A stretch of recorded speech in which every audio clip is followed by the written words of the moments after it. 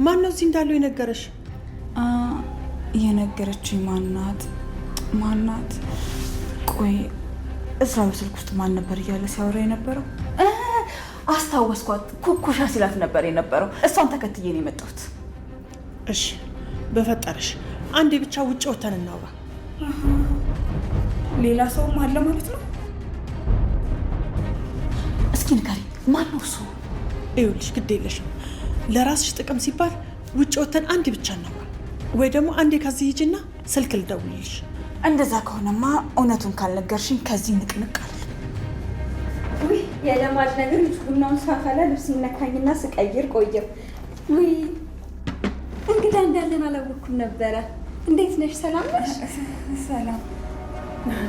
አጸደ ትባላለች፣ ጓደኛዬ ናት። ያው እሷን ጓደኛ ማለት እንኳን ይከብዳል። እህቴ ቢያት።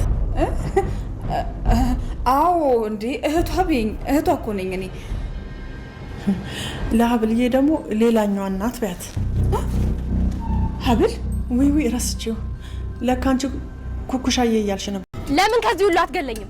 ብዙ ጊዜ እኮ ያንን እንድታረግ ለምኜሃለሁ አይደለ? ግን እርሱም እንደ ወንድሜ ጨካኝ አይደሉም አይደል? አንተን አጥቼ ሰው የመሆን ይመስላል። ደግሞ ሌላ ሰው ማንን ይገድላችሁት? እስኪ ንገረኝ በግልጽ። ወይ ደግሞ በግልጽ አክሲዮኔን ላክስቴ ማስተላለፍ ፈልጋለሁ ልበለው እንዴ? ለዚች ምስኪን ሕፃን ልጅ እንዴት ነው ወንድምሽ ሞቷል ብዬ መናገር የምችል? ያው የጓደኛዋ ልጅ ታማባት። ወይዘሮ መነን ልትጎርሶ ያጣበቀችውን እንጀራ አጸደ ሳትቆምበት አልቀረችምና ጉሮሮዋን አንቆ ይዛታለች። በሌላ በኩል ደግሞ የአባቷ ህመም ምንም ቦታ ያልሰጠችው ሜርሲ አባቷን አንዳንድ የውርስ ጥያቄዎችን መጠየቅ ጀምራለች። አባትም ሰውነቱ እየተንቀጠቀጠ ሞትን እየተጠባበቀ ባለበት ቅጽበት ስለ አክሲዮን ጥያቄ ሜርሲ ታነሳለች። በዚህ ሰዓት ምንም አክሲዮን ድርሻ የለሽም ሲላትም አዎ ለዲቃላ ብለህ ነው ይህን ነገር ያደረግከው ብላ ፍርጥ ታደርገዋለች። ምናልሽ ብሎ በጥፊ ሲላትም እውነታውን መጋፈጥ ለምን ያቅታል? እዝራ ዲቃላ እንደሆነ እኮ በደንብ አውቃለሁ። እያወቅኩ ግን ዝም ያልኩት ይሆናል ብዬ ነው። የዲኤንኤን ምርመራ ወረቀት አስመርምሬ ይኸው ወረቀቱ ትለዋለች። አባት በዚህ ሰዓት ሰውነቱ ይንቀጠቀጣል። ሰላም የትንሽ ቤተሰቦች እንዴት አላችሁ? ለቻናሌ አዲስ የሆናችሁ ላይክ፣ ሰብስክራይብ እያደረጋችሁ ስለምታበረታቱኝ ምስጋና እጅግ ከልብ ነው። ዛሬ የምንወው ሀብል ድራማ ክፍል 18ን ይዤላችሁ ቀርብ ያለው ተከታተሉን። ባለፈው ክፍል እንደምታስታውሱት እዝራ ህፃኗን ወደ ቤት ይዟት መጥቶ ሁሉም በድንጋጤ ተውጦ ነበረ። ማናት ምንድናት የሚል ጥያቄ ሳይሆን ለምን መጣች የሚል ጥያቄ በሜርሲና ባጸደ ልብ ውስጥ አሳድሯል። ነገር ግን ደግሞ አቶ እስክንድር ይችን ህፃን ስላላወቀ ጥያቄም አቅርቧል። ታዲያ እዝራም ይች ህፃን አባቴ እንግዲህ ይችን ህፃን በኋላ አወራ ካለው ለጊዜው ግን እኔ ይዣት መጥቻለሁ ይላል። ህፃኗን በሚያሳዝን ድምፅ እንደዚህ ትላለች። አጎቴ እነዚህ ቤተሰቦቻችን ናቸው ወይ? እባክህን ይቻ አጸደ የምትባለዋን ልትቀርበኝ እንድትይዘኝ አልፈልግም። አንተ እንደነሱ ክፉ አይደለህም አይደለ? እያለች አጸደን መሸሽ ትጀምራለች። አጸደም በህፃን ልብ ውስጥ ተጠልታለችና ነገር ግን አሁንም ህፃኗ ይቅርታ ታደርግልኛለች ብላ የኔ ቆንጆ እያለች እያባበለቻት ልትጠጋት ፈለገች። ህፃኗ ግን አምርራ ጠላቻት። ምክንያቱም ሆስፒታል በነበረችበት ቅጽበት በስቃይ ውስጥ እያለፈች ጥላት ስለመጣች ወንድሟንም ያሳጣቻት ይቺው ራሷ እንደሆነች ልቧ ሳይነግራት አልቀረም። ታዲያ ሁሉም አትኩሮ አጸደን ይመለከት ነበር። አጸደንም እዚህ ቤት እንድትኖር ነው ብሎ እዝራ ሲናገር በዚህ ሰዓት አጸደ እኮ ይሄ ይሻላል እኛንማ ማን ጉዳይ ብሎን ሌሎቹን እየነቃቀማችሁ አጠራቅሙ እንጂ እኛማ መሽከ ቁጥር ገብተን እያለች አጸደ መነጫነች ጀመረች።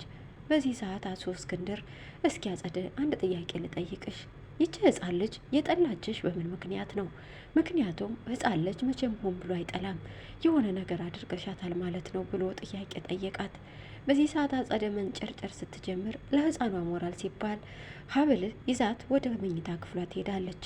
ታዲያ አባትም ጥያቄውንም አሁንም አከታትሎ ጠየቀ።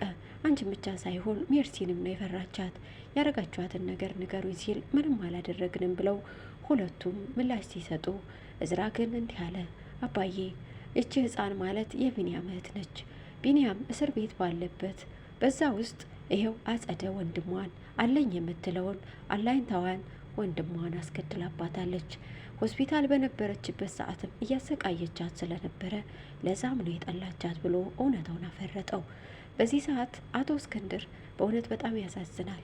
እንደው ቢያንስ በህፃኗ እንደዚህ ትጨክኛለች ብሎ እህቱን ክፉኛ ኮነናት። እህቱ ሁል ጊዜም ቢሆን በጭካኔ የተሞላች ናትና ምንም ርህራሄ ያልታየባትም። ጭራሽ ባስ ብላ ጥላቸውን ትሄዳለች። ሜርሲንም እንደዚህ እያለች ታጣድፋታለች። ካሁን በኋላ ቶሎ ቤና አክሲዮንሽን አፋጥኙ፣ ያለበለዚያ እስር ቤት መግባትሽ ነው ትላታለች።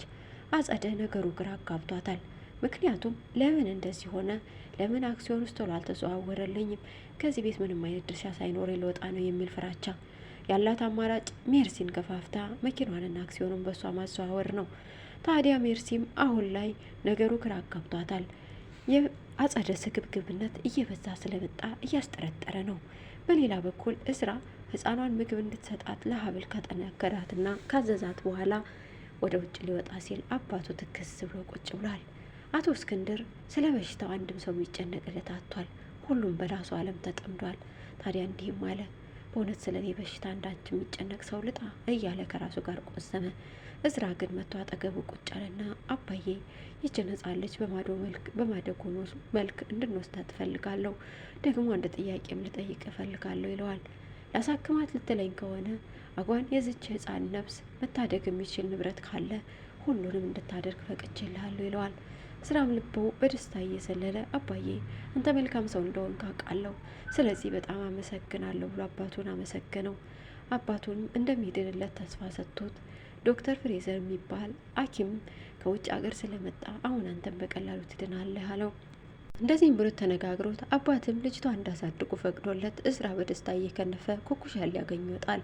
ኩኩሻ ሰፈሩ አካባቢ ወጣ ብላለች፣ ዘንጣለች። ዛሬ በቢኒያም ሞት ልቧ ቢሰበርም ነገር ግን ደግሞ እዚህ ጋር ያለችውን ሚሚዬን ሊያሳክምላት ስለሆነ እዝራን ግዴታ ማግኘት አለባትና ልታገኘው ወጣች።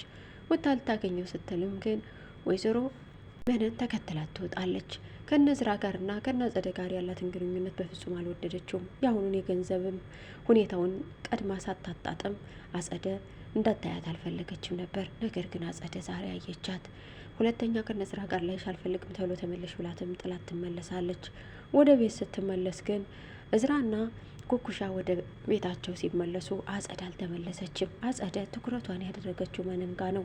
መነንን ተከትላት እግር በእግር መነን ገንዘብ የሚታፈስበት ቦታ የሀብልን እናት በወሬ እያጣደፈቻት መልካም መስላ እንደ ባብ ተለሳልሳ ገብታ ገንዘቡን ለመያዝ እየተጣደፈች ባለችበት ቅጽበት ጉሮሮዋ ላይ ትቆምባታለች። ታዲያ አጸደም ተከታትላ የገባችበት ቤት አብራ ትገባለች።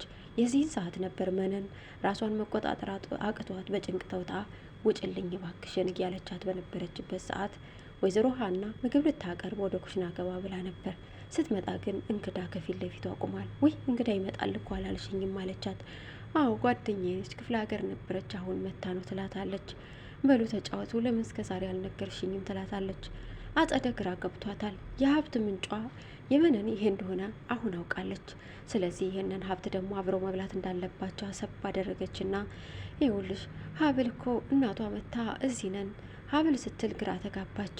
አይ አንቺ ለካ የምታውቂያት ኩኩሻ በሚለው ነው። ስለዚህ የኩኩሻ እናት እዚህ ስለመጣች ያው አሁን ደግሞ ከስንት ጊዜ በኋላ እናቷን ስላገኘች ነው።